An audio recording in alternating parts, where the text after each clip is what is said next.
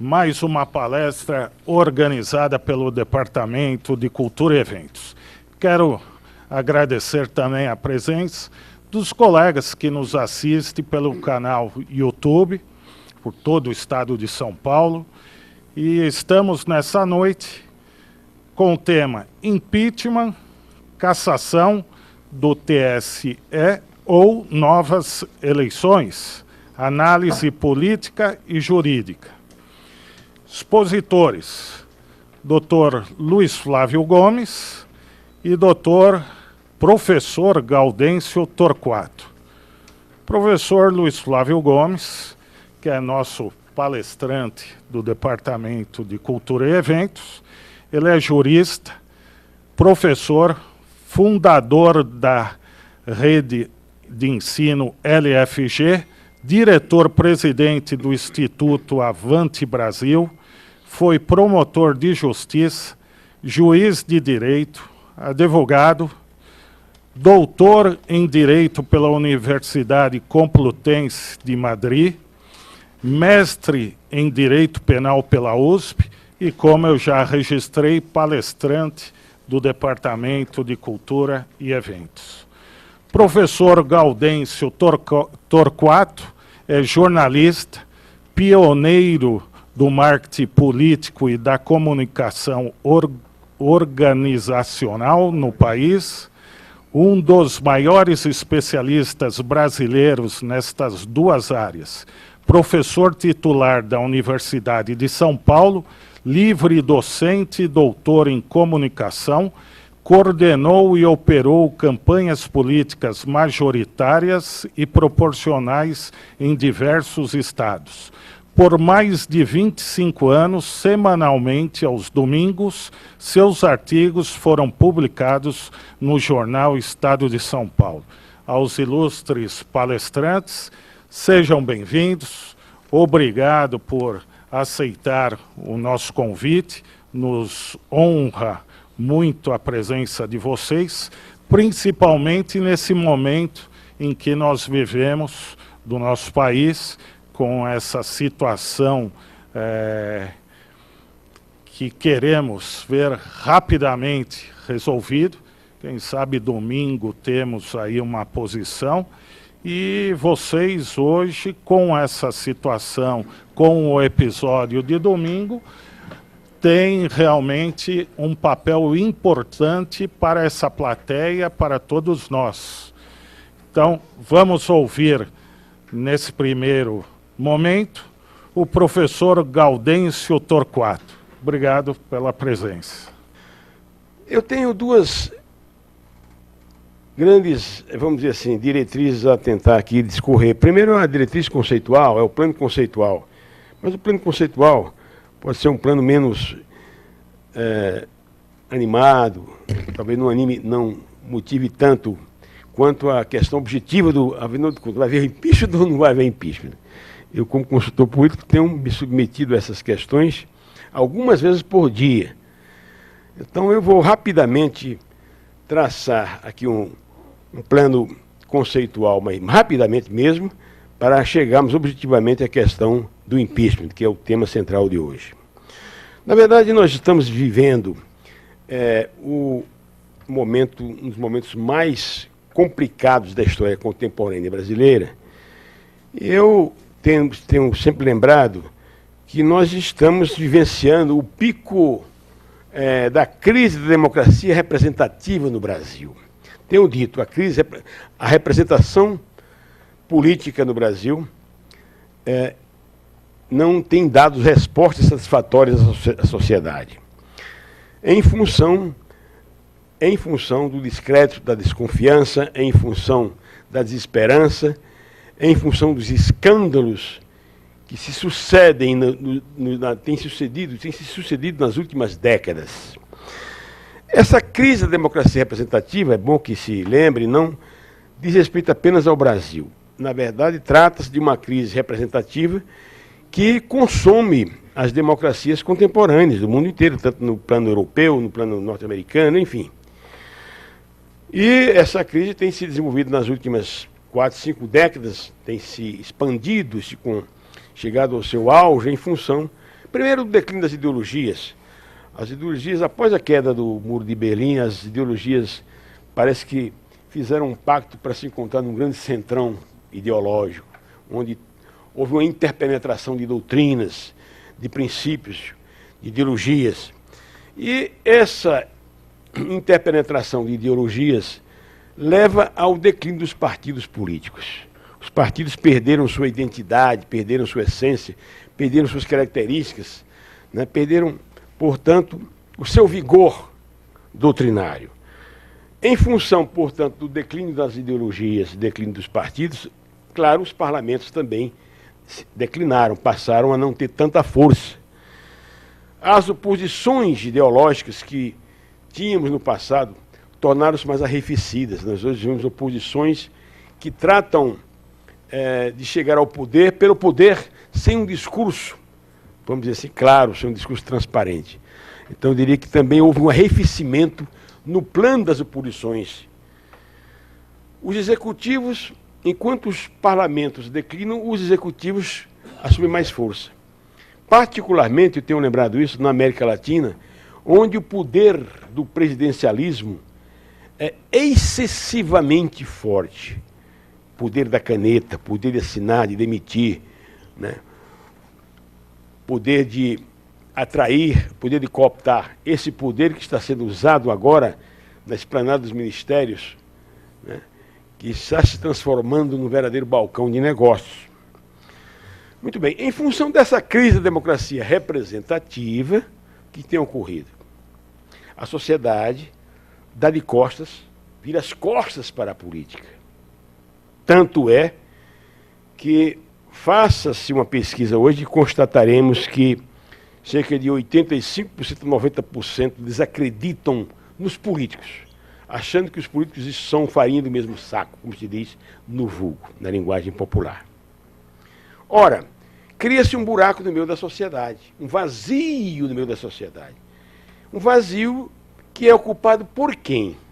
Olha o fenômeno interessante, que tem ocorrido não apenas no Brasil, mas no mundo. Começa a existir, a se desenvolver um novo poder. Eu tenho chamado esse poder de um poder centrípeto, um poder que se origina nas margens sociais, se desenvolve, toma força, chegando até ao centro da política. Este poder é o poder da organização social. A sociedade se organiza por meio de uma miríade de entidades pequenas, médias e grandes. Sindicatos, federações, associações, movimentos étnicos, movimento de gêneros, de raças, enfim, de todos os tipos. Aqui e alhures. Ou seja, nós vemos a multiplicação do que eu chamo de novos polos de poder.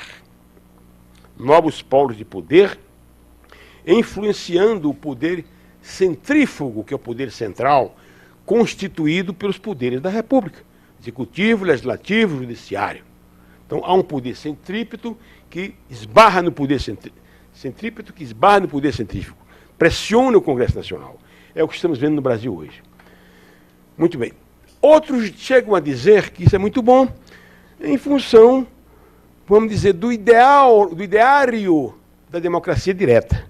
A democracia direta nasce em Atenas, na Grécia, onde os cidadãos costumavam se reunir para dizer: queremos isso e aquilo, os senadores que reunidos na Ágora, na Praça Central de Atenas. Então, essa democracia direta hoje toma novas formas, por meio, portanto, dessa organicidade social. Ora, no Brasil, essa crise da democracia representativa,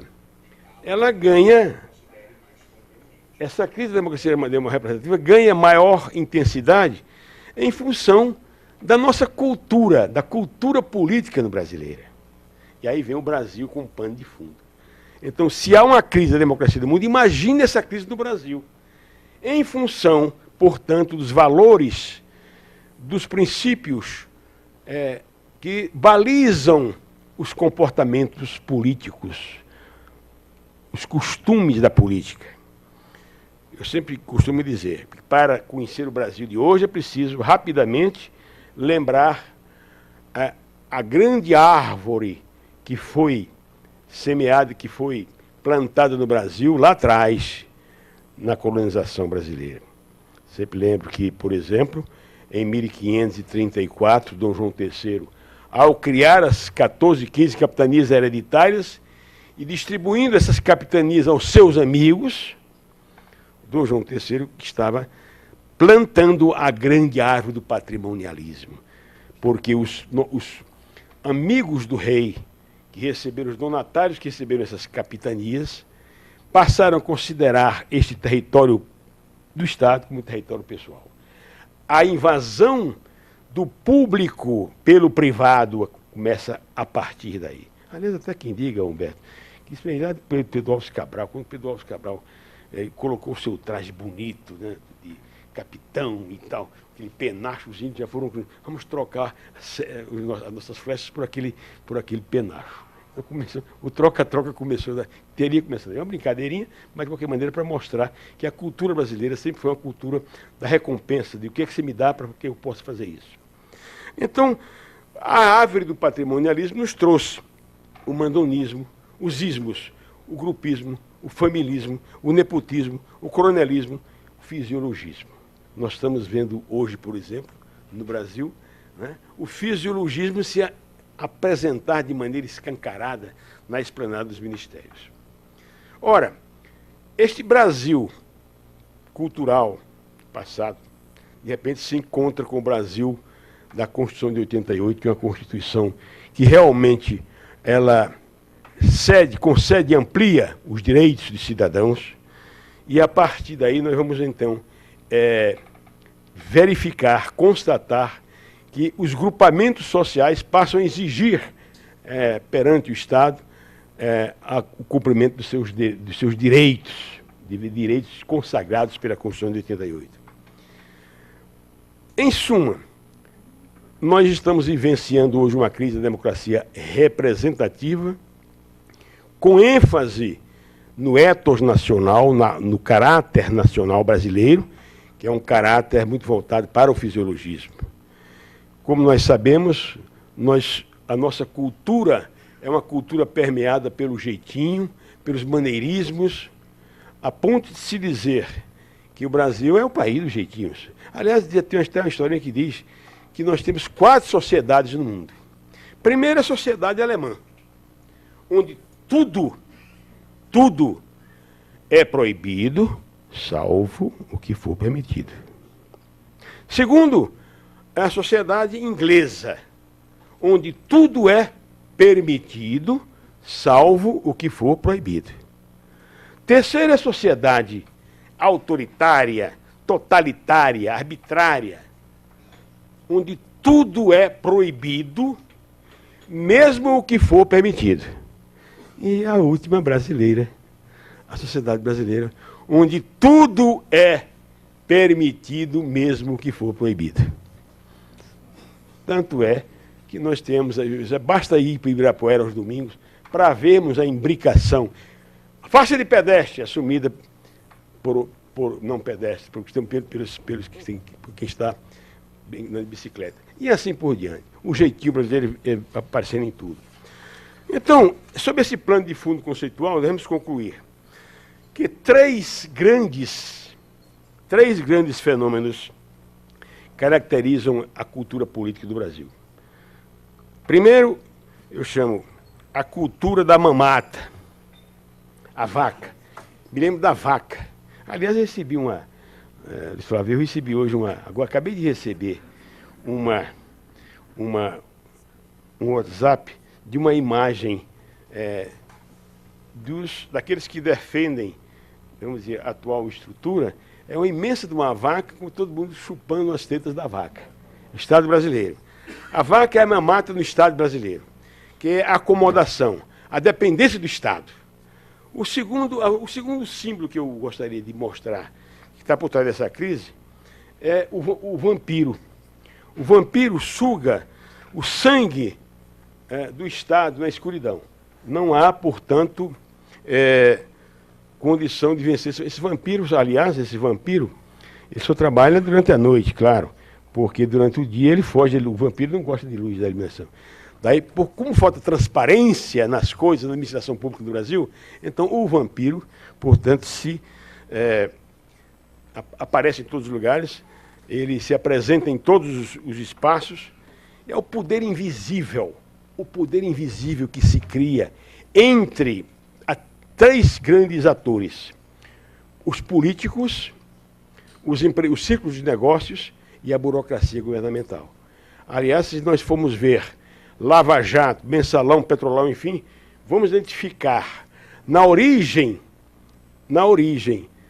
destes fenômenos, vamos identificar essa tríade, esse tripé formado, portanto, pela burocracia governamental, formado pelos políticos e formado, portanto, pelos ciclos de negócios. É o que nós estamos vendo aí. E, por último, o Pinóquio, que é uma tentativa de exagerar.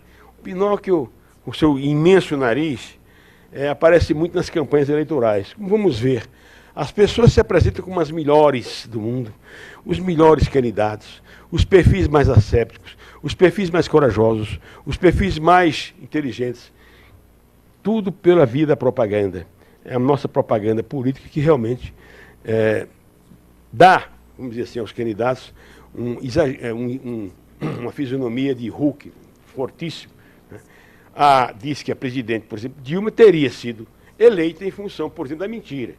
Houve muita enganação na campanha, tanto que ela não está fazendo aquilo que prometeu na campanha. E é um dos problemas que hoje afeta a imagem da presidente Dilma. Então, a vaca, o vampiro e o Pinóquio são três fenômenos que caracterizam, que estão por trás dessa crise atual. Muito bem, aí vou passar pelos governos, desde o governo do Collor para cá, só lembrando que no governo do Collor tivemos também o impeachment, mas eu sei, como eu disse na segunda-feira no Roda Viva, eu estive lá entrevistando o Roberto Jefferson, Luiz Flávio, e eu lembrava para ele que ele comandava, na época, o batalhão a favor do Collor, e eu disse para o Roberto, você concordou? Eu disse, Roberto, naquela época eu via um certo ludismo, uma certa tentativa quase de ir à rua também como um passeio. As pessoas pintaram, os caras pintados iam para a rua. Havia uma certa bonomia, um certo jeito gostoso de aparecer, as pessoas brincavam, namoravam. Hoje eu estou vendo ódio, hoje eu estou vendo indignação, estou vendo raiva, eu estou vendo um apartheid social muito forte hoje no Brasil. Ao contrário do que existiu na época do Collor, que foi afastado tranquilamente, até com uma força maior do que hoje, mas sem essa indignação, sem esse muro que hoje separa a sociedade brasileira. Muito bem. Então, vamos analisar o que é que está acontecendo hoje. Ora, o que está acontecendo hoje? Primeiro, é preciso que esta crise seja caracterizada como uma crise crônica da política, em função da modelagem política que nós temos aí, a partir do sistema de governo. O nosso presidencialismo, chamado presidencialismo de coalizão, é uma utopia. Na verdade, nós temos um presidencialismo de colisão. Colisão. Há muito confronto, muita competitividade.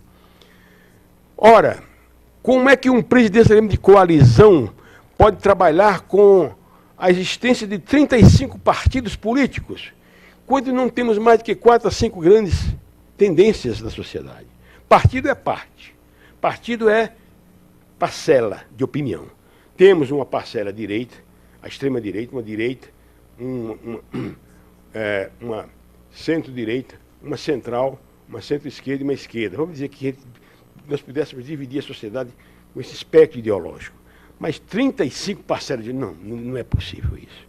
Ora, então, na verdade, nós temos aí uma crise política, que parte desse presidencialismo de colisão, que tem origem na repartição do Estado brasileiro pelos partidos, e a origem desta crise atual vem lá de trás. Lembrei também ao Roberto Jefferson da segunda-feira que o Mensalão, por exemplo, ele não teve origem em 2005, como ele lembrou em uma famosa entrevista à Folha em 2005, mas em 2002. Lula, eleito em outubro de 2002, pediu a Zé Disseu, seu futuro primeiro-ministro, quer dizer, ministro da Casa Civil, que é uma espécie de primeiro-ministro na Casa Civil, para fazer um acordo com o PMDB, final de 2002. Fizeram um acordo PMDB-PT para, primeiro, criar um sistema de rodízio da presidência da Câmara e do Senado. Muito bem. Os dois, Michel não é muito de fazer esses gestos assim, muito grandiosos e tal, mas apareceu dando uma mãozinha assim na primeira página dos jornais. Uma semana depois, Lula, já eleito, desautorizou aquela parceria de PT e PMDB, dizendo, Zé Disseu, vamos dizer, em vez de dizendo, eu vou aqui corrigir, teria dito ao Zé Disseu, usando uma linguagem mais cautelosa, Zé Disseu, é muito mais fácil fazermos uma coligação com partidos mais baratos do que o PMDB. Deixa o PMDB de lado que a gente compra os partidos médios e pequenos. Muito bem. O mensalão vem daí. E aí já se descobre hoje que o Petrolão, naquela época, já pagava o mensalão. Não é só o dinheiro. Naquela época, o petróleo, os contratos na área do óleo, já cediam, já abriam espaço para compra e aquisição de deputados para que apoiassem o governo na Câmara Federal. Estabelecia-se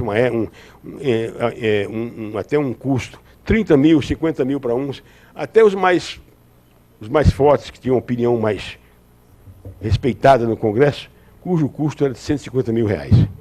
Muito bem. Então, o mensalão abriu toda essa série de denúncias que culminou com a prisão de Zé Genuíno, Zé Disseu, Luiz Felipe Soares e assim por diante. E, portanto, esta situação era controlada pelo senhor Luiz Inácio Lula da Silva. Na época, portanto, presidente da República, em 2003, assumiu em 2003, 1º de janeiro de 2003, dizendo mudança, mudar, começou a discutir com mudar. Muito bem. O que se mostra hoje é que estava sabendo de toda essa situação. Ora, então esbarramos, saímos do mensalão, o governo Lula fez um belo mandato no primeiro mandato, na minha visão, construiu um programa de redistribuição social dos mais significativos do mundo. Eu, como analista político, não posso deixar de reconhecer isso. Sob o aspecto, portanto, da redistribuição de renda, foi uma coisa realmente que conseguiu chegar às margens sociais e trazer para o primeiro andar do meio da pirâmide, porque tem a classe média, eu sempre considero classe média A, classe média B, classe média C. Conseguiu puxar um contingente apreciável lá da classe D para a classe C, para o meio da classe média, porque a classe C é emergente.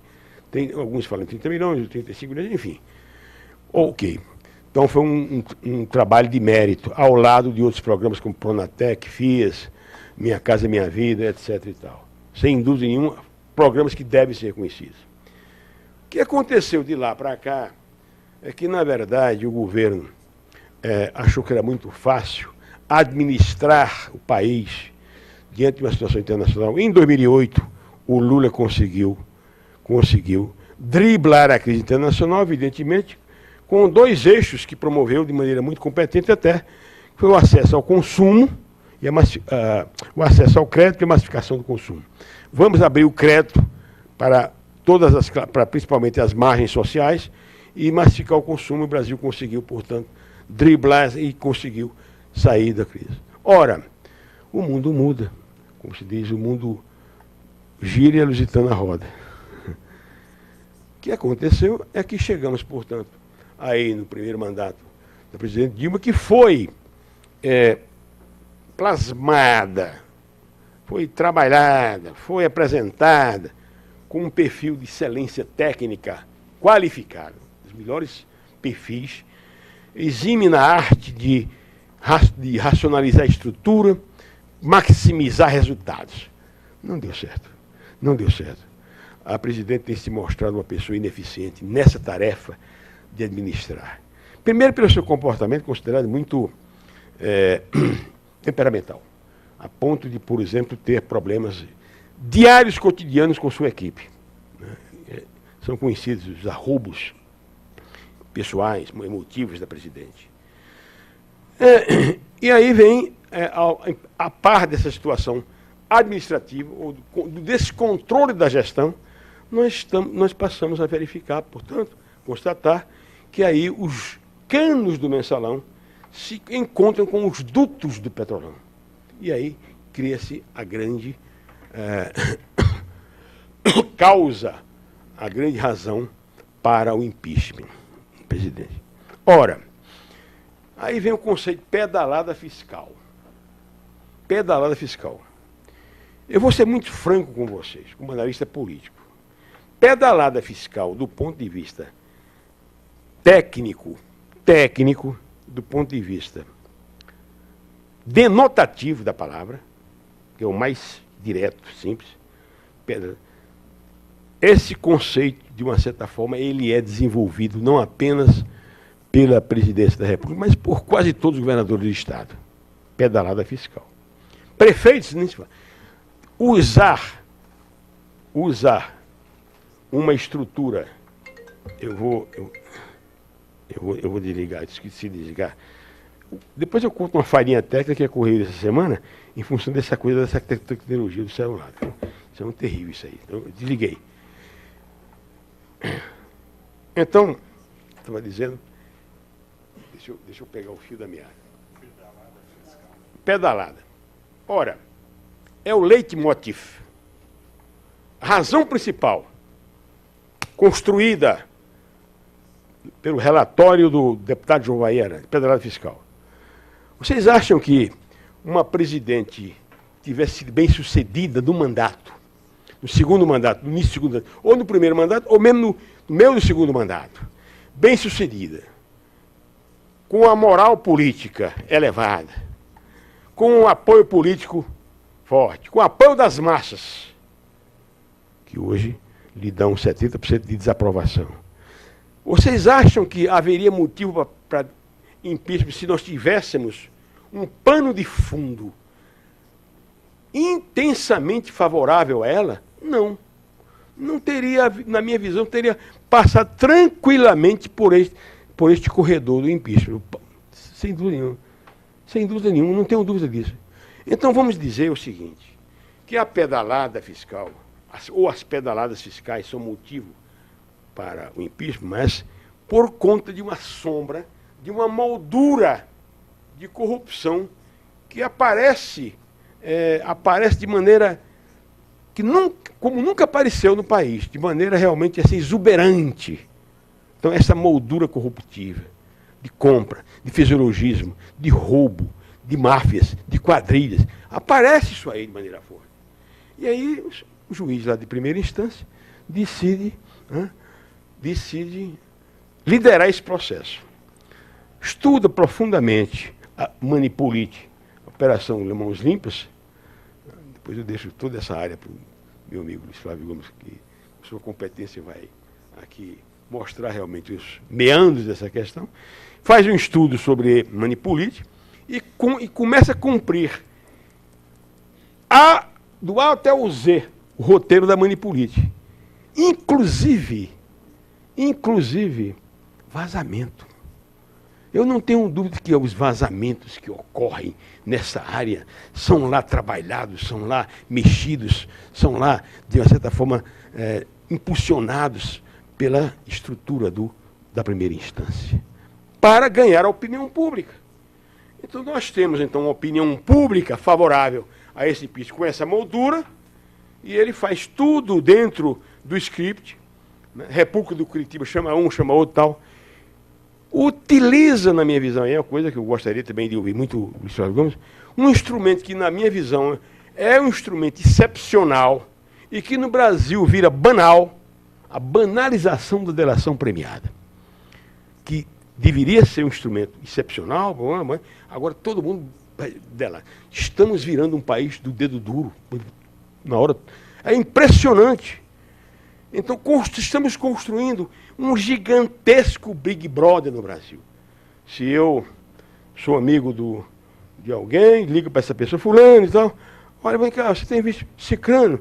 Aquele Cicrano, por acaso, é amigo de um outro, de um quinto lá, uma quinta pessoa que está envolvida. Aí, por conta disso, você também é chamado para fazer o seu depoimento. É impressionante essa teia de relações que deixa a sociedade com medo, medrosa, temendo que cada possa entrar, digamos, na rede da Lava Jato.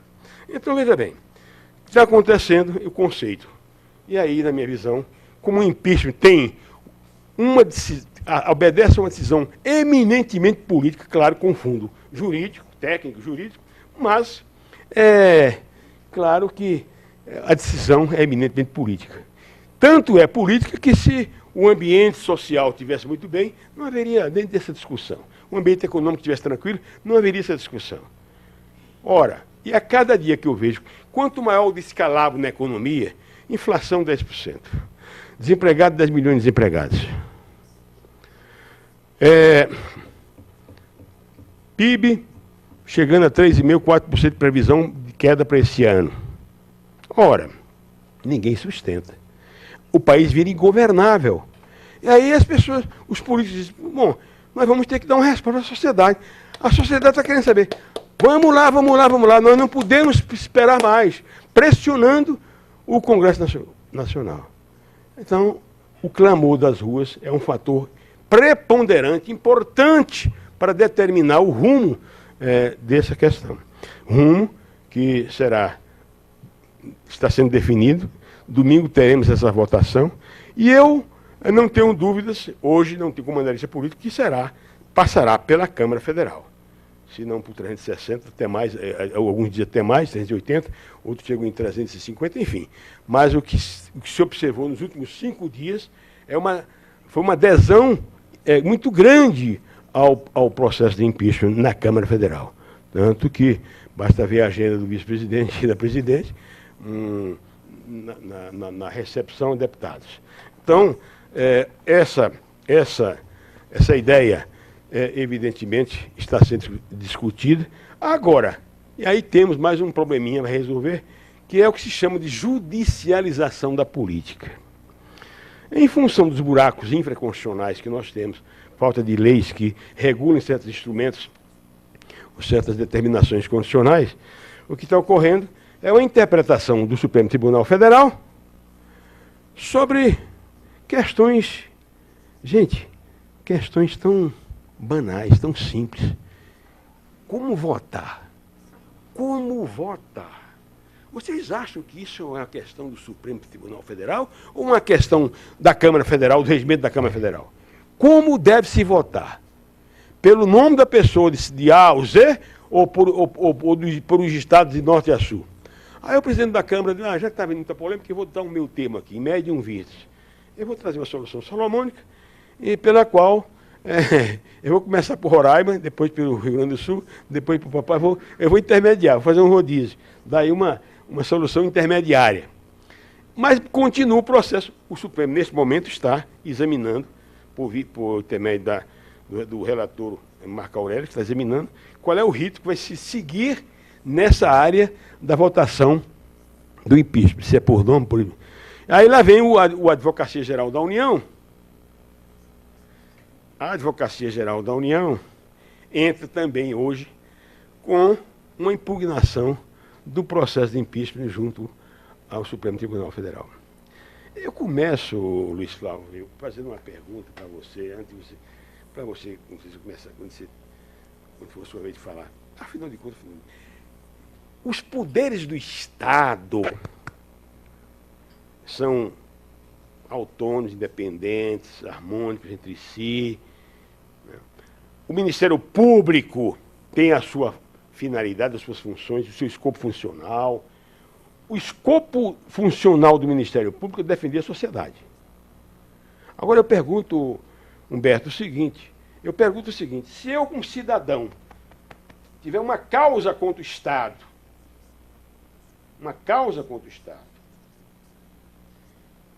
o ministro da Justiça, sendo procurador, que deveria me defender, ele vai me acusar, porque ele faz parte do Estado. O ministro Aragão, quero saber se foi depois de 88, essa questão de quando começou a proibição, ou não começou a proibição, para um promotor público, um procurador, ser ministro, ser pertencer ao executivo, mas minha visão não interessa. A questão é escopo funcional. Na minha visão, não pode um membro do Ministério Público assumir um cargo no executivo. Mas tudo bem, isso é uma... Outra coisa, aí a pergunta que eu queria fazer com o Flávio é essa. Afinal de contas, o advogado-geral da União. União, o que é a União? A União é a composição do Estado, com o território, com a sociedade, a União, o ente físico, né? Perdão, o ente espiritual, que reúne. A União não é a presidente da República. Aí vem cá, o advogado-geral da União, brilhante advogado, membro dessa casa, Eduardo Cardoso, ministro Eduardo Cardoso, advogado-geral que saiu do Ministério da Justiça, ele assume a defesa da presidente, pessoa física da presidente. Quais pessoas? A presidente. Não é uma certa interpenetração de funções? Será que o advogado-geral da União, que deveria defender a União, vai defender a presidente? Não existe uma certa suspeita de que isso não poderia ser ilegal? Há uma suspeição de que o Ministério Público da União deveria cuidar das coisas da União e não de questões específicas de uma presidente? Eu não sei, pode ser. Mas deixa essas questões. Então, a par do impeachment, há uma série de questões que precisam ser esclarecidas sobre o aspecto jurídico da sociedade. E, para concluir, eu quero lembrar que o fator importante, decisivo nessa história, deve ser realmente a sociedade, o povo. O povo deve ser permanentemente ouvido, auscultado. Claro que não vamos também fazer tudo aquilo que a massa clama, porque senão teríamos um Estado muito, digamos, na base do panis et circenses, pão e circo. Precisa ter cuidado com essa visão da antiga Roma, de atender apenas da pão e circo ao povo. Precisa ter muito cuidado. Mas é preciso ouvir o povo nas suas demandas. A sociedade brasileira, tem uma grande maioria hoje, quer recuperar, particularmente a classe C, que perdeu as suas conquistas, quer recuperar essas conquistas. Há um problema de autoestima muito forte na sociedade. A área política age de maneira pragmática. Eu vejo aí um corredor cada vez mais denso de deputados querendo, adensando a área do impeachment, engrossando a área do impeachment, e vejo que o Brasil precisa se preparar para os desafios que virão pela frente. Vejo 2018 como uma grande oportunidade do Brasil fazer as eleições gerais. Não acredito em eleições gerais agora. Por quê? Aí vem a questão de ter... Porque eleições gerais teríamos que ter a hipótese do Tribunal Superior Eleitoral caçando a chapa agora, este ano, para que houvesse uma nova eleição geral. Se for no próximo ano, como é possível, uma hipótese mais provável, não vai haver eleições gerais, são eleições indiretas. O ministro Gilmar, que acaba de assumir a presidência do TSE, ele tem dito que o processo lá é longo. Há arguições de um lado, arguições de outro, enfim, embargos de um lado, embargos de outro, e isso tudo vai cair na área do Supremo. Portanto, demora, não vai ser resolvido rapidamente. Na área do TSE, não acredito absolutamente em solução no curto prazo. Para as eleições gerais esse ano, se a presidente, por exemplo, ganhar a ideia do impeachment, ela teria que renunciar e o vice renunciar. Hipótese improvável. Nem ele, nem ela renunciam.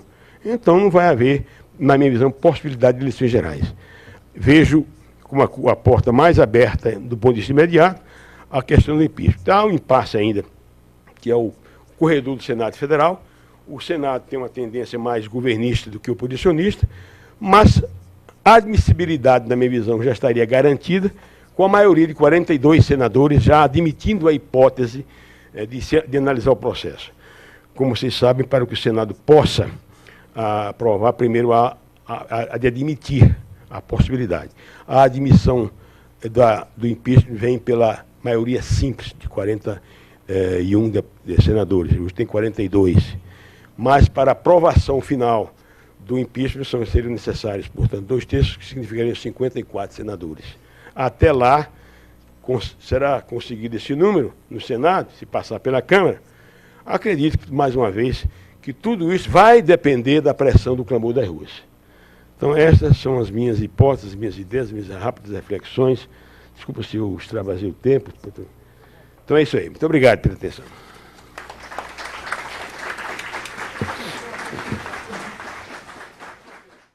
Vamos, então, após a exposição do professor Gaudêncio, uma belíssima exposição, vamos ouvir o doutor Luiz Flávio Gomes.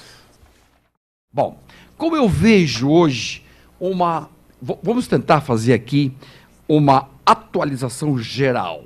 Como eu vejo hoje todo esse momento nosso, agudo e crítico, terrível.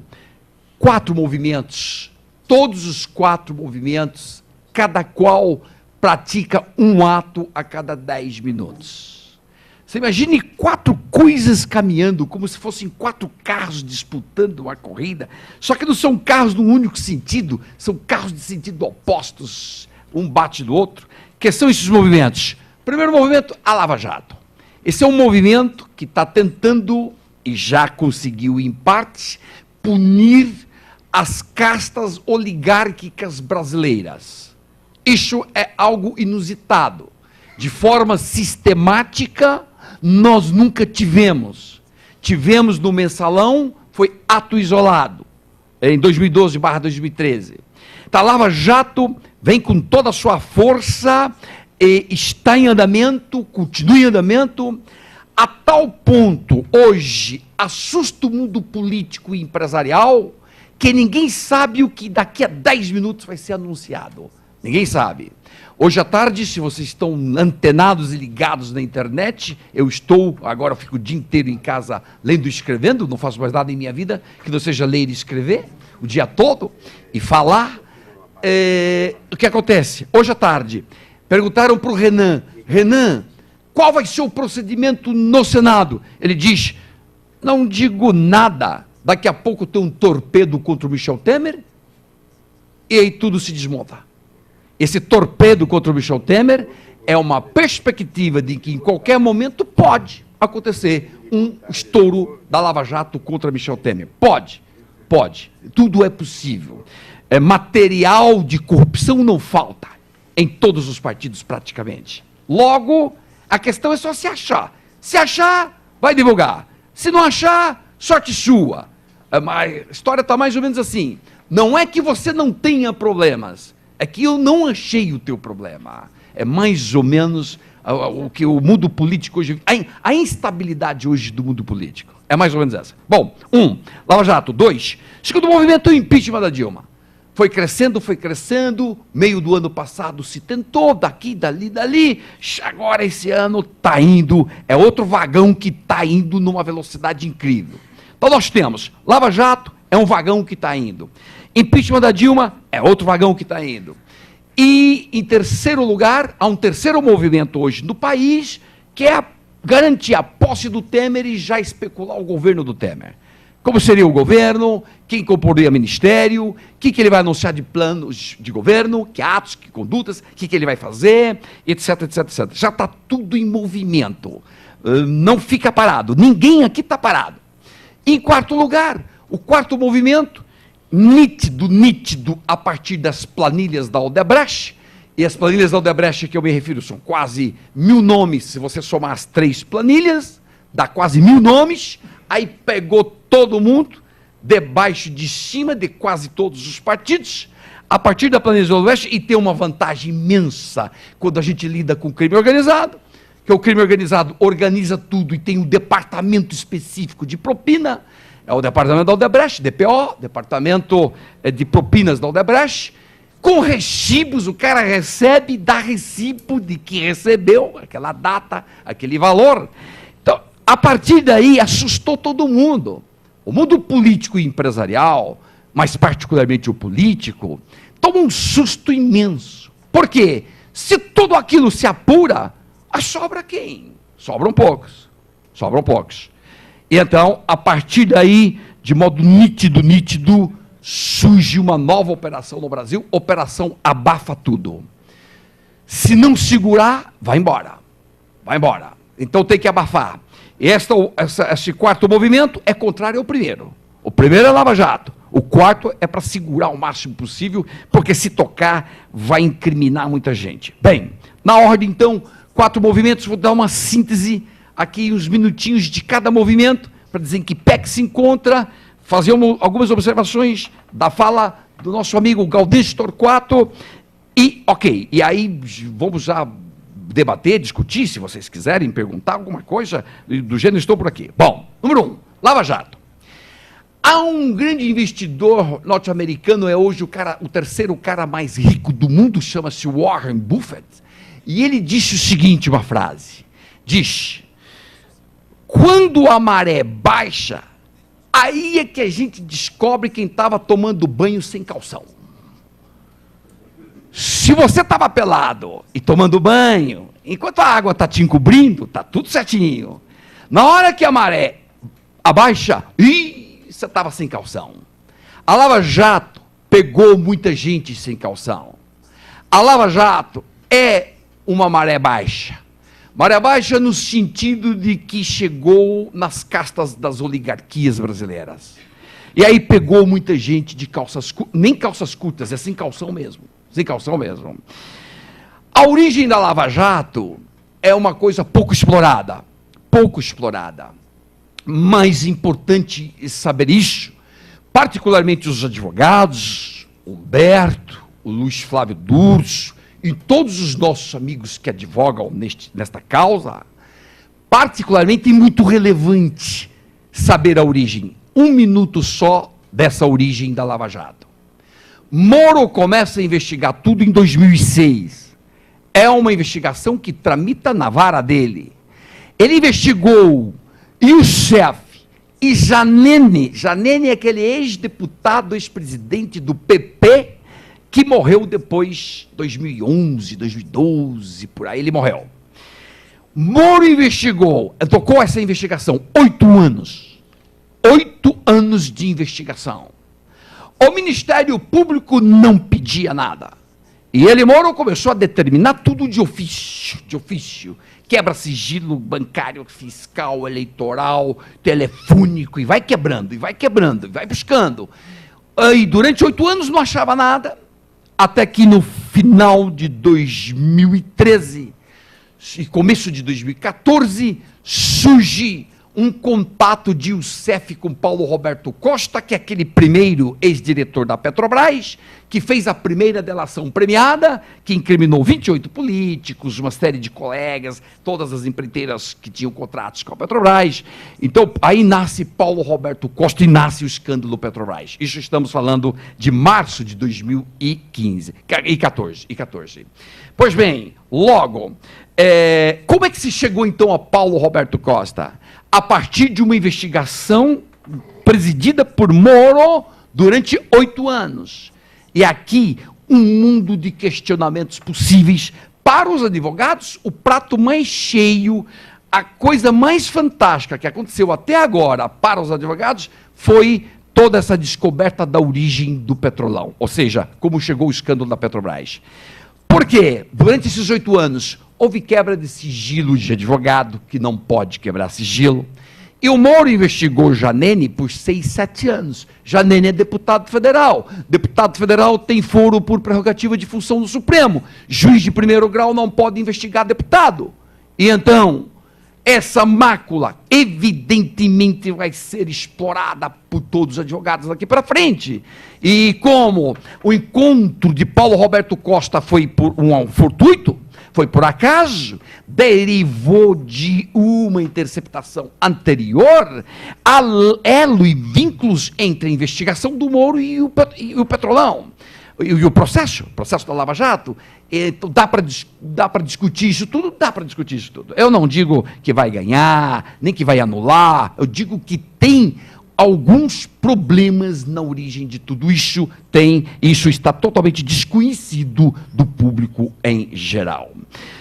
Pois bem, de qualquer maneira, abstraia isso, que eu disse, é questão agora dos advogados entrar fundo e descobrir essas coisas e os vínculos, para trabalhar inclusive as provas derivadas. As provas derivadas da prova ilícita também são nulas, porque ficam contaminadas, mas você tem que ressalvar as provas independentes, de fonte independente, porque aí vale. Agora, o que é prova derivada e o que é prova independente? Isso é uma coisa difícil de ser descoberto em cada caso concreto, mas em suma, o mundo jurídico vai se encarregar disso. Fora isso, a Lava Jato é uma revolução. A Lava Jato revolucionou. É uma revolução desarmada. É a maior revolução desarmada contra as castas oligárquicas. A maior do Brasil. Nunca a cúpula, as castas lá em cima, nunca foram tão importunadas. Nunca foram tão investigadas, nunca foram tão processadas e nunca foram para a cadeia. Nunca. No Brasil, na história do Brasil. Então, é uma coisa diferente. É uma coisa diferente. É diferente, é diferente. Se tudo vai ser válido, se isso tudo vai perder uma parte ou não vai, como Satyagraha e Castelo de Areia, é outro problema. Mas que foi uma revolução, foi uma revolução. E essa revolução, quem é o encarregado dela? O Moro, indiscutivelmente. O mérito é do Moro. Se tem demérito, também é dele. Se tem mérito, é dele. É dele. Não se pode negar. Agora, Moro, no seu famoso artigo de 2004, que ele sintetiza a Operação Mãos Limpas e que o Gaudencio fez referência, Moro disse: o crime no Brasil, criminalidade econômica do colarinho branco, tem que ser investigado da seguinte maneira. E ele escreve no artigo: 1. Tem que prender. 2, tem que delatar. 3, tem que vazar. 4, tem que ter opinião pública favorável. Então ele traçou nitidamente no artigo dele o que ele faria. O que ele faria. E, de fato, acabou se concretizando. Esse artigo do Moro, ainda também pouco lido no Brasil, seguramente nos tribunais, daqui 6 meses, 1 ano, 2 anos, vai ser um dos artigos mais explorados. Por quê? Pela metodologia que o Moro traça, dá a sensação de um certo nexo de causalidade entre a prisão e a delação. Mas se você prende para delatar, meu caro, isso é extorsão premiada, não é delação premiada. Então, isso é um problema para ser discutido. Bom, mas assim, Moro traçou a metodologia e com isso começa a aprender. Os fundamentos jurídicos do Moro são muito criticáveis. O Supremo reformou 11 vezes. O Supremo reformou 11 decisões de prisões preventivas do Moro. 11. Dizendo: Moro, isso aqui não é fundamento. Então, não fundamentou legal. Né? Leia-se. Em outras palavras, o que eu estou chamando é que o Moro transformou a prisão cautelar, em alguns casos necessária. Por exemplo, do Marcelo Odebrecht, que mandou esconder provas, do Delcídio, que estava preparando uma fuga do Cerveró. Esses casos são mesmo indiscutíveis. Os outros discutíveis, o próprio Supremo reformou. Mas com isso, quando o Supremo reforma, não concordou com o fundamento, significa que o Moro criou um programa novo de prisão no Brasil. Não é estritamente o que se fazia no mundo jurídico tradicional. Aí você pode concordar com ele ou discordar dele, mas que ele fugiu dos parâmetros clássicos, fugiu. Ele criou o que eu estou chamando de minha cela, minha vida. É uma celinha, 2, 3 metros quadrados ali, minha cela, minha vida, virou minha vida, essa cela. E isso não é novidade nenhuma para nós do mundo criminal. Eu que fui juiz 15 anos, advogado criminal 2 anos, inclusive com o Humberto e com o Luiz Flávio em algumas causas, advogamos juntos. Em suma, para nós do campo criminal, o Minha Cela Minha Vida é o programa que vigora para as classes populares. Sempre vigorou. Este programa, Minha Cela Minha... Até porque 41% dos presos hoje no Brasil não tem sentença final. 41%. Leia-se, estamos falando de quase 300 mil presos. Não tem sentença final. Isso significa que o Minha Cela Minha Vida já vigora para as classes populares. A novidade, não vigorava para as classes de cima, lá de cima, para as castas. Passou a vigorar para as classes de cima. Essa é a novidade. Bem, então houve a banalização da delação premiada Bem, vamos lá, vai ter que discutir caso a caso. Essa é uma das perguntas do Gaudêncio. Vai ter que discutir caso a caso, porque você tem que ter certeza de que não houve forçação de barra, que não houve coação, constrangimento. Qualquer tipo de constrangimento anula. Então, qualquer prova que traga de constrangimento, anula. E o Supremo ainda não enfrentou este problema até agora. Não enfrentou. Então vai ter que enfrentar, porque os habeas corpus vão chegar lá. E, em síntese, o Supremo vai ter que um momento dizer se banalizou ou não a delação, se vale em cada caso concreto ou não. Mas, em síntese, é isso. E a grande novidade desta semana é que o Moro anunciou o fim da Lava Jato, mas eu deixo por final que a quarta operação abafa tudo. Já eu explico para vocês o que o Moro andou anunciando em Chicago, onde ele fazia uma palestra na semana passada. 2. Segundo movimento, impeachment da Dilma.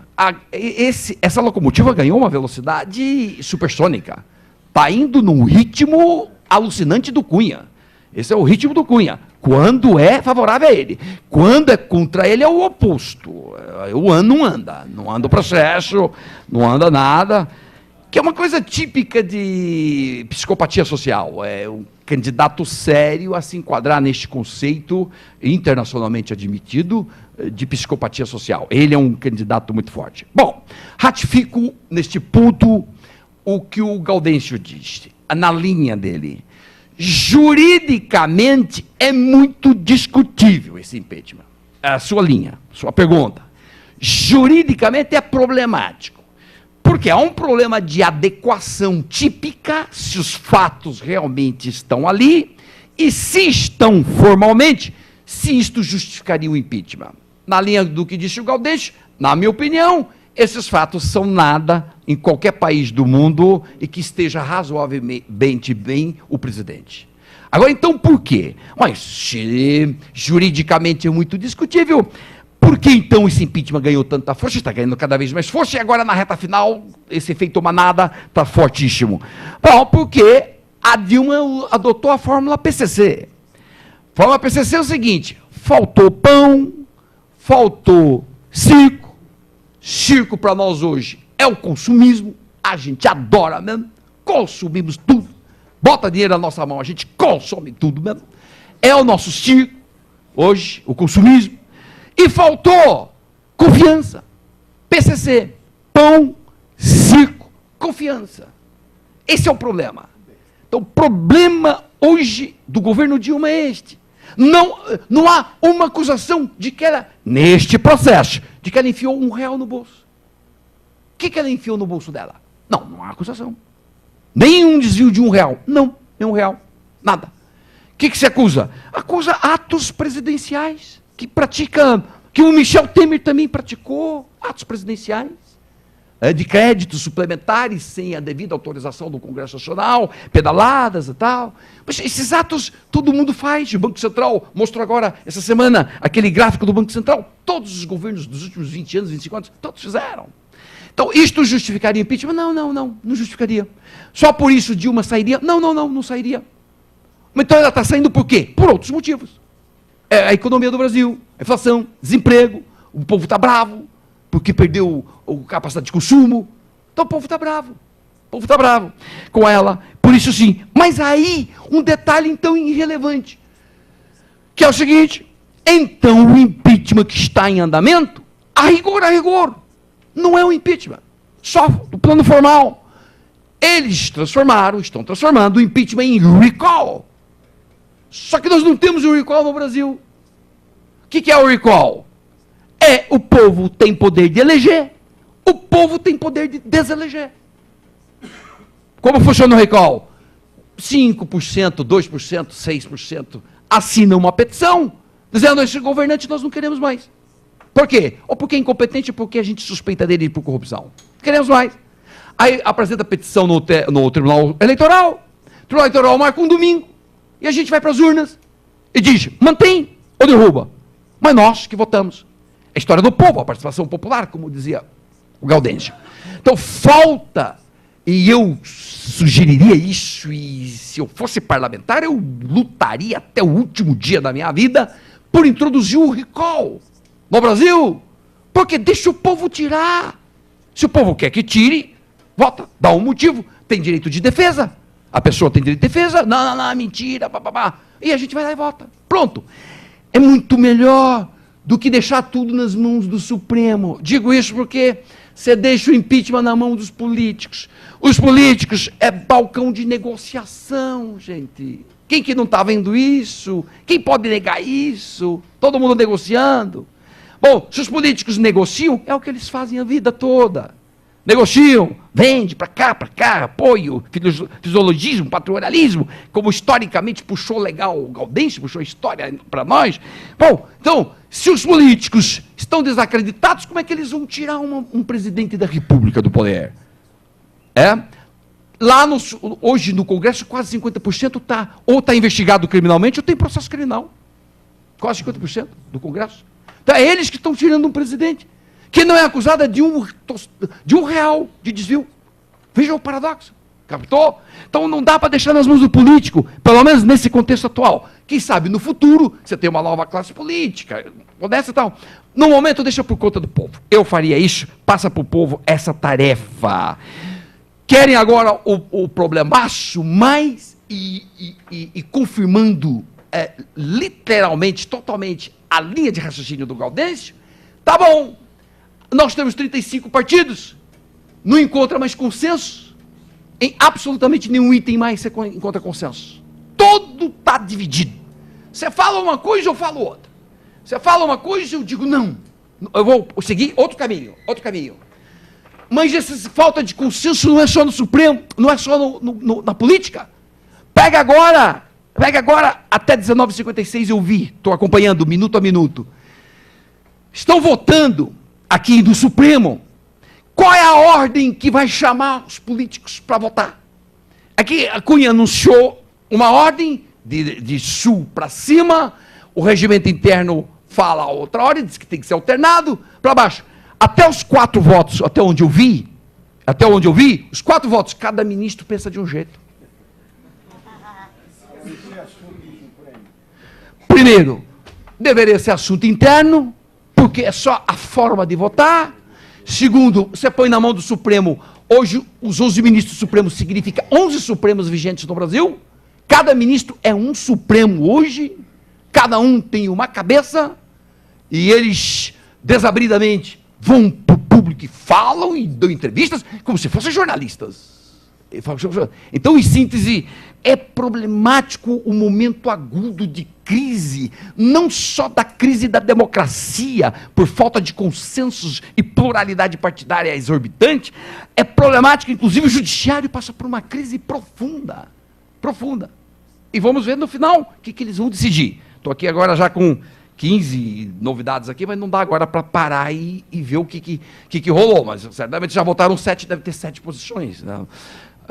Incrível, mas em síntese é isso que a gente está vivendo. Leia-se, se saiu o impeachment da Dilma, na minha opinião, sai por causa das condições políticas do país, econômicas e sociais, não por razões jurídicas, que daria para discutir muito. Bom, 3. Terceiro movimento em curso é a posse do Temer e o governo Temer. Que expectativas a gente tem? O Temer tem 1% dos votos. Também ele não foi submetido à urna. Ele foi na rabeira da Dilma. Bem, mas hoje a reputação dele é de 1%. Aí eu pergunto para vocês, ter 1% e assumir a presidência de um país, é uma coisa ruim ou boa? É uma coisa maravilhosa. É tudo que um presidente gostaria na vida. Por quê? O cara com 1%, ninguém espera nada dele, nada. Então, se ele fizer qualquer coisinha que ele faça, nós vamos dizer, olha aí o homem sabe das coisas, olha aí. Se você não espera nada de ninguém, pega um jogador do teu time, esse jogador é ruim demais, né?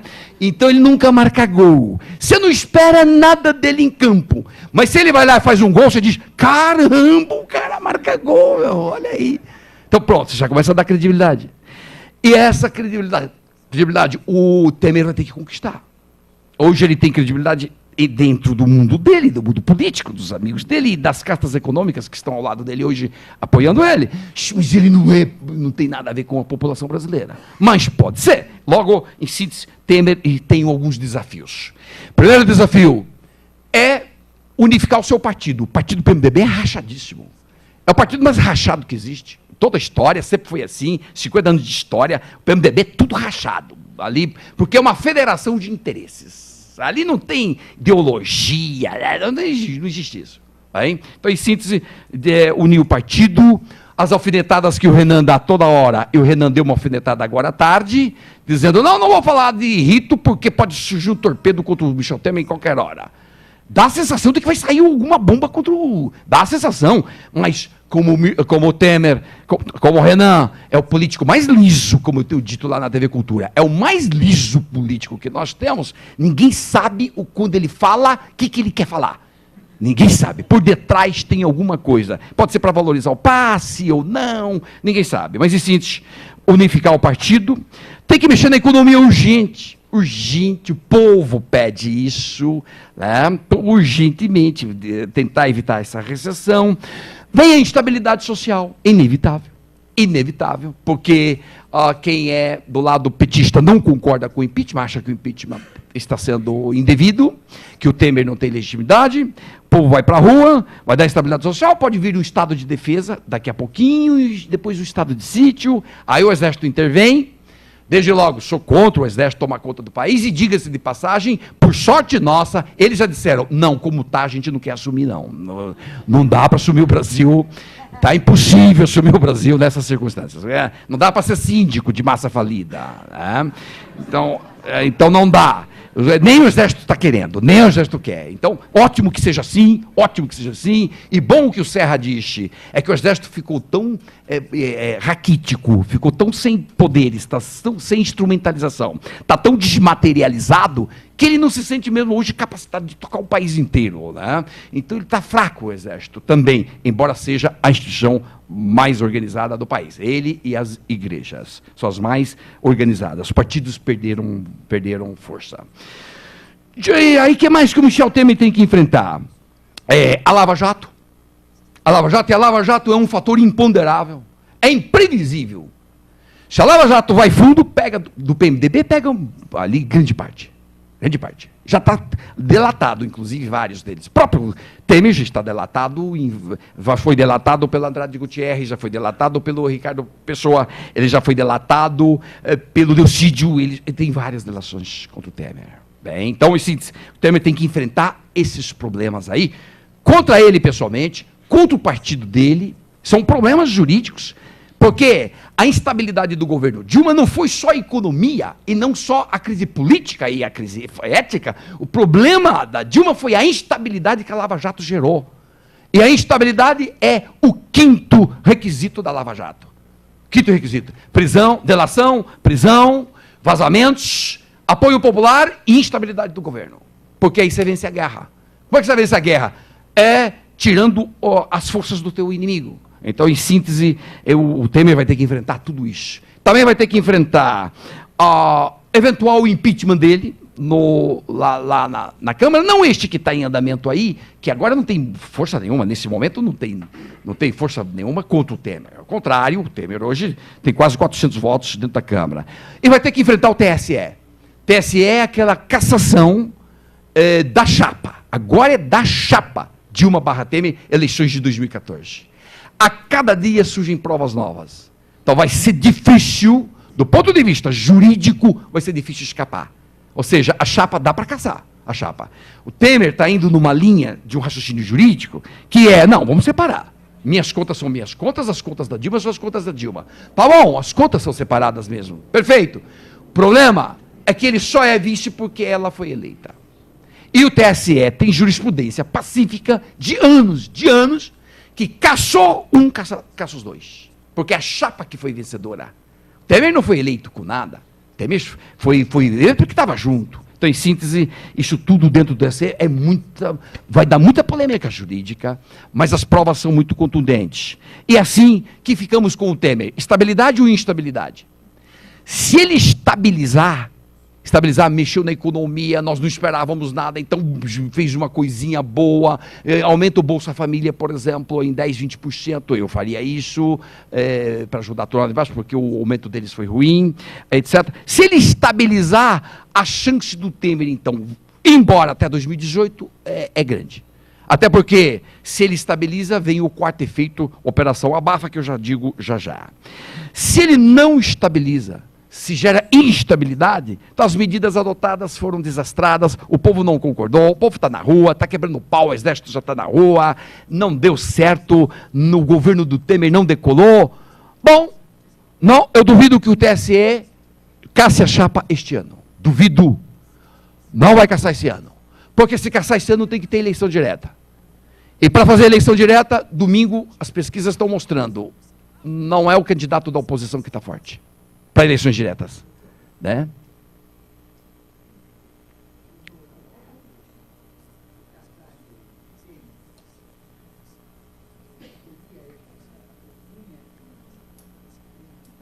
Hoje, assim, se caça hoje Dilma / Temer, hoje Cunha assume a presidência da República por 90 dias para promover nesse prazo as eleições. Isso é o que diz a Constituição. Se caçar esse ano, duvido, não vai caçar esse ano, porque é provas, tem muitas provas no processo, então caça no ano que vem. Por que caçar no ano que vem? Se caça a partir de janeiro, isso na instabilidade do Temer. Se o Temer estabiliza e decola, Temer vai embora até 2018. Se instabiliza, caça só em janeiro. Por quê? Porque em janeiro, quem elege a partir daí não somos nós. O novo presidente e vice são eleitos pelo Congresso, 594 votos. Leia-se, 513 deputados, 81 senadores. Eles então vão promover o sonho de consumo dentro hoje do parlamento brasileiro. Um parlamentarismo branco. Eles vão fazer um tipo de um parlamentarismo. E conseguir 2 anos. 2 anos eles levam desse tipo de parlamentarismo. Elege um, não deu certo, elege o outro. Mas é um acordo entre eles, entre os políticos. Não nós. Nós estamos fora dessa parada. Nós não votamos. Se caçar, então, até a partir de janeiro. A partir de janeiro. Bom, essas são as perspectivas de Temer. No entanto, a palavra-chave para o Temer se chama estabilidade. Ele vai estabilizar a sociedade, a economia, o campo político, vai ter apoio parlamentar ou não? Ou vai ser confuso? Se confundir, deu problema, eles tiram o Temer. Tiram o Temer. Ou pode tirar por impeachment, ou pode tirar pelo TSE, caçando a chapa. Então as duas perspectivas estão aí, e em síntese, esse é o tema. E o quarto movimento em andamento, este é, particularmente a mim, hoje, eu que estou envolvido com o movimento contra a corrupção eleitoral no Brasil, para nós do movimento, este quarto movimento agora, o abafa tudo, para nós é preocupante. Porque o abafa tudo significa, vamos tentar anular o que for possível, não prende mais tanta gente, vamos segurar, segura, porque se tudo for avante, vai pegar muita gente em cima pelas listas da Odebrecht. E pelas delações da Odebrecht. Agora vem delações. Então, se o Odebrecht falar tudo, bom, meu caro, aí sobram poucos na política brasileira. Isso gera uma instabilidade imensa para o político, porque ele quer disputar 2018. O sonho do político é disputar, continuar no jogo, mas se tudo rolar, eles correm o risco de ficar fora do jogo. Em termos deste risco, pelo seguinte, número 1, como é que funciona a Operação Abafa? A Operação Abafa, na mãos limpas, na Itália, como é que funcionou?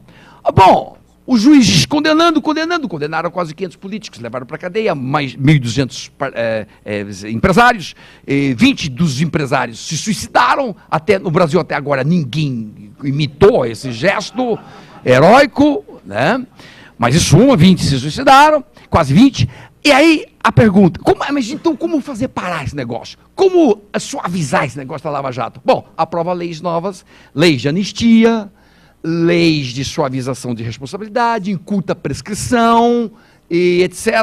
Ou faça o que eles já estão fazendo na surdina. O movimento de abafa já está funcionando, não é de agora. Pegue a lei de repatriação.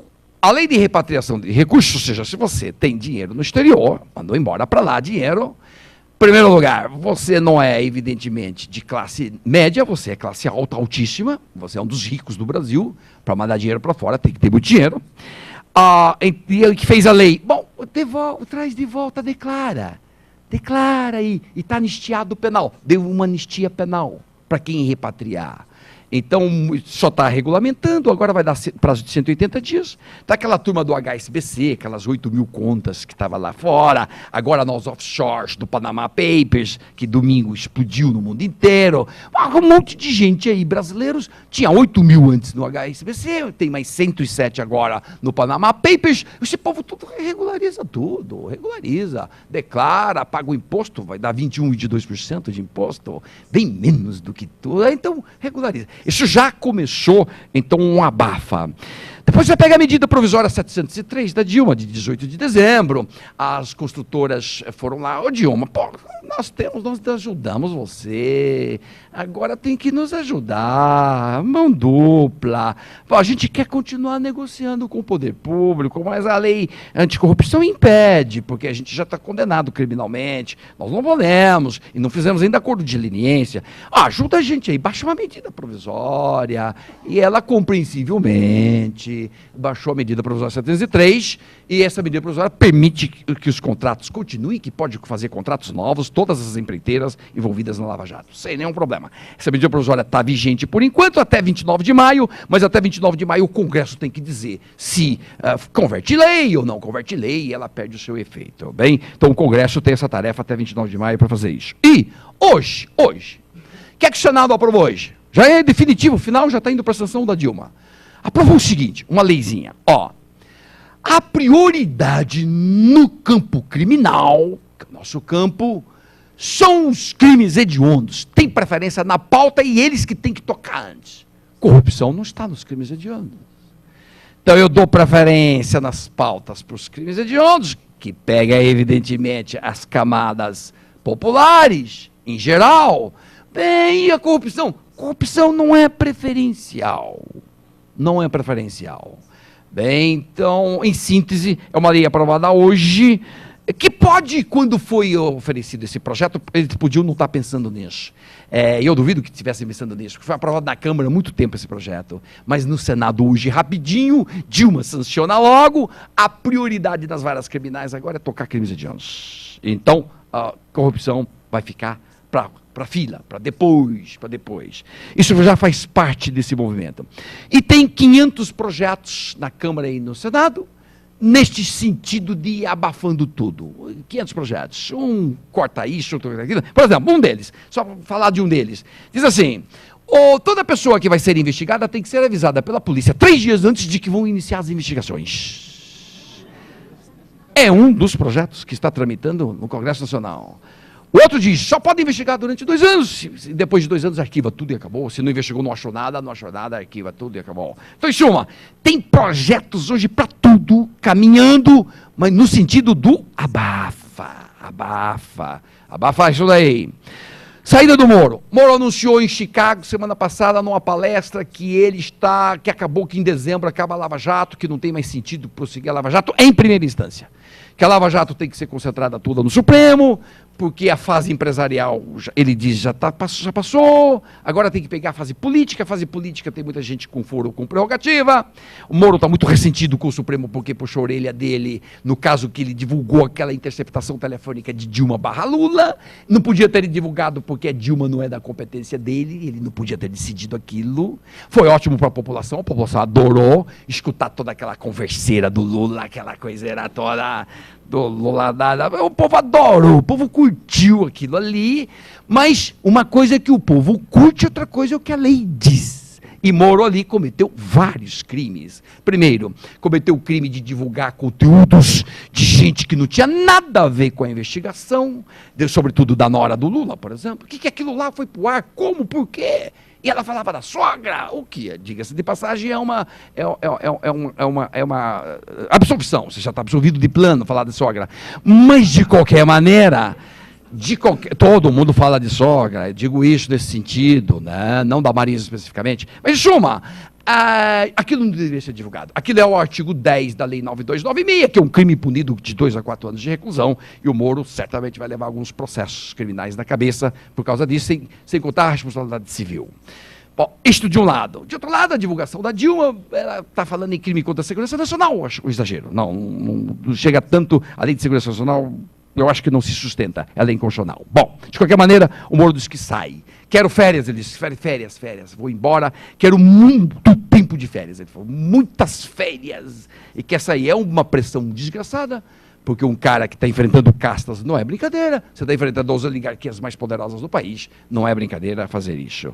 Então o Moro cumpriu um bom papel, já está anunciando que está indo embora. Agora, tudo isso pode fazer parte de um grande conchavão, de Operação Abafa Tudo. Tira o Moro, meu caro, você tira o Moro, a coisa vai bem mais lenta. Porque hoje no Brasil tem 2 sistemas jurídicos no campo criminal. Existe o sistema jurídico Moro e existe o sistema jurídico da morosidade. Né? Então, são 2 sistemas jurídicos vigentes, estão aí, vamos ver, se tira o Moro, a coisa...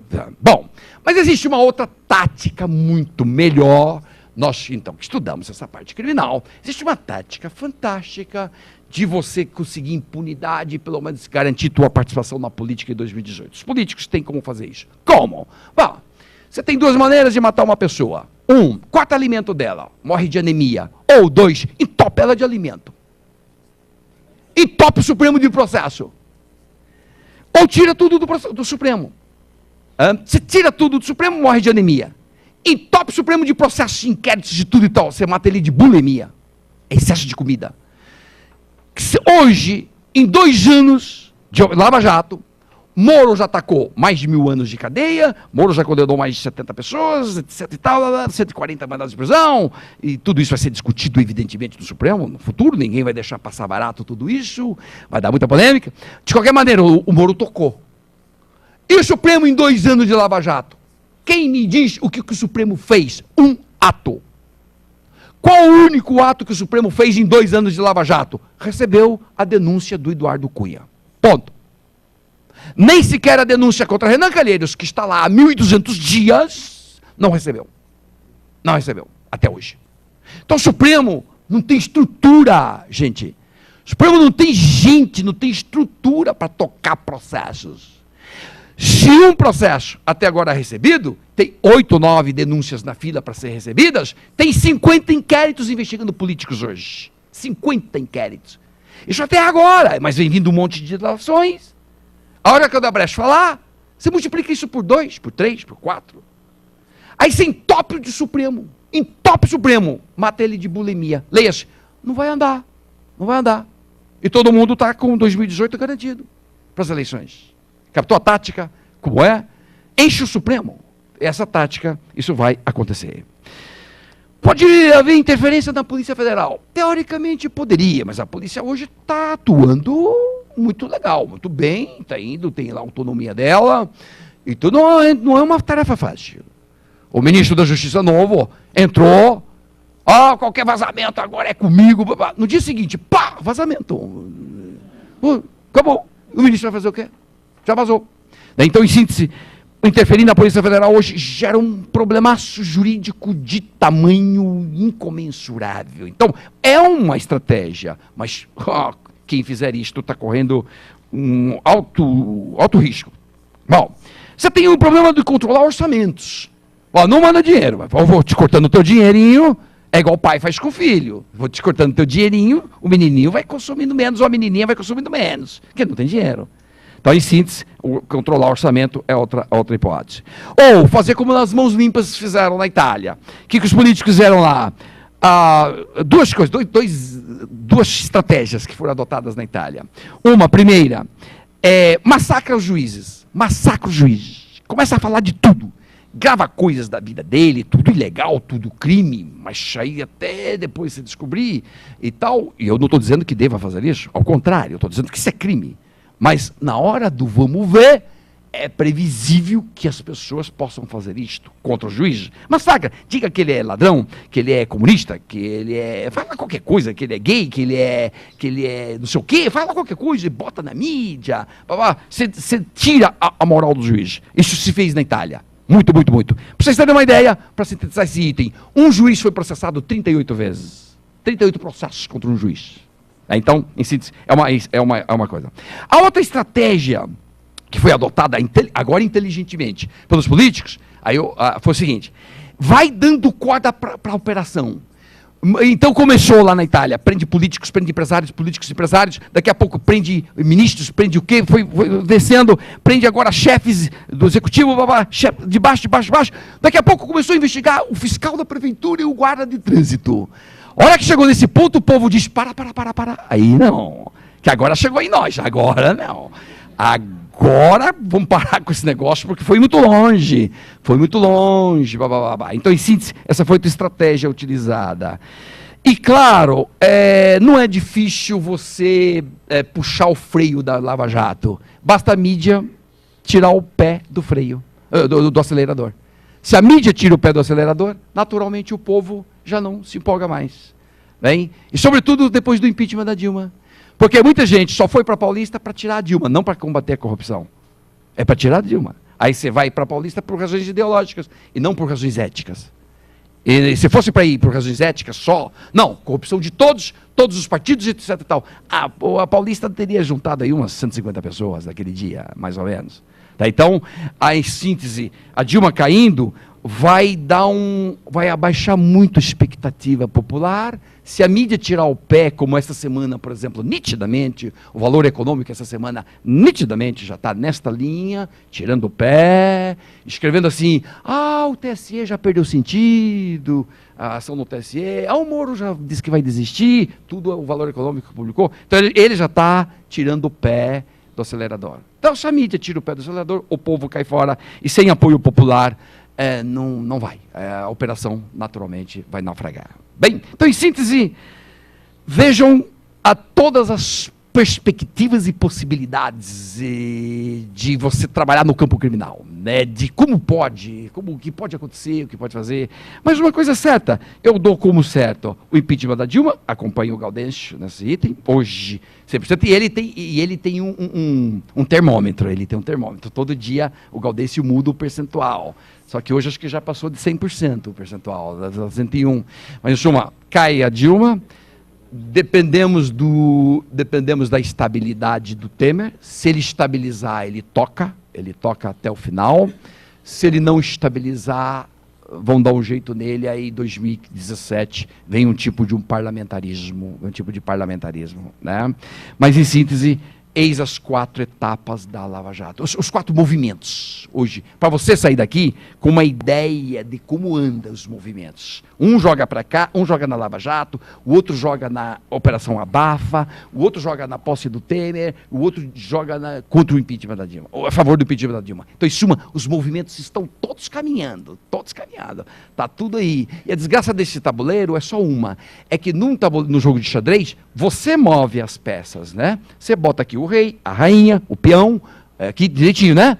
Esse tabuleiro agora, como está a crise no Brasil, as peças se movem por si só. E aí, meu caro, que controle você tem? É como o controle da Lava Jato. Então, o que o Renan falou hoje, qualquer momento sai um torpedo contra o Michel. Teoricamente pode, teoricamente pode. Ou contra o Michel, ou contra outro político de outra área. Pode, é possível. Então, o tabuleiro está se mexendo, as peças se movem por elas mesmas. E aí complica muito, particularmente, o analista, né? Quem analisa, quem tenta entender isso, como eu hoje dedico minha vida só a entender o Brasil, só isso. O que eu leio o dia inteiro é para tentar entender, e não estou achando o fio da meada não, até agora, né? Não estou conseguindo não, estou lendo umas 10 horas por dia, não estou achando o fio da meada. Quando você pensa numa lógica, dá outra lógica, tá? Em síntese, obrigado a todos vocês, avante, vamos aí. Mas temos que melhorar. Tem que melhorar esse país.